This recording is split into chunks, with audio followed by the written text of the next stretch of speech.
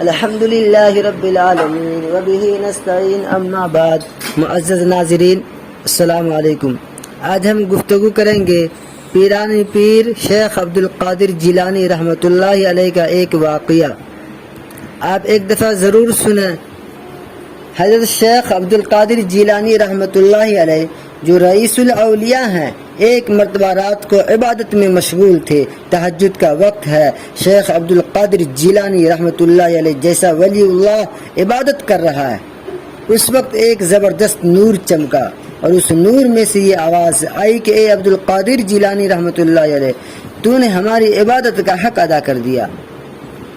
اب تو اس مقام پر پہنچ گیا ہے کہ آج کے بعد ہماری طرف سے تم پر کوئی عبادت فرض اور واجب نہیں۔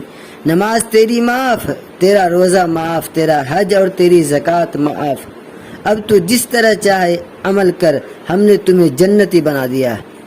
سنیے شیخ عبد القادر جیلانی رحمۃ اللہ علیہ نے سنتے ہی فوراً جواب میں کیا فرمایا مردود دور ہو جا، یہ نماز حضور اقدس صلی اللہ علیہ وسلم سے تو معاف نہیں ہوئی، آپ صلی اللہ علیہ وسلم کے صحابہ کرام سے تو معاف نہیں ہوئی، مجھ سے کیسے معاف ہو جائے گی؟ دور ہو جا مردود۔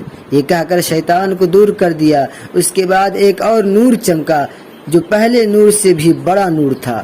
اس میں سے آواز آئی کہ عبد القادر، تیرے علم نے آج تجھے بچا لیا، تیرے علم نے آج تجھے بچا لیا، ورنہ یہ وہ داؤ ہے جس سے میں نے بڑوں کو ہلاک اور برباد کر دیا ہے۔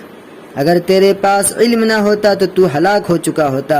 پھر سنیے شیخ عبد القادر جیلانی رحمۃ اللہ علیہ نے کیا فرمایا، مردود دور ہو جا۔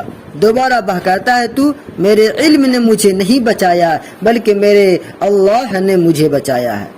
عارفین فرماتے ہیں کہ یہ دوسرا داؤ پہلے داؤ سے زیادہ سنگین تھا، یہ دوسرا داؤ پہلے داؤ سے زیادہ سنگین تھا کہ اس وقت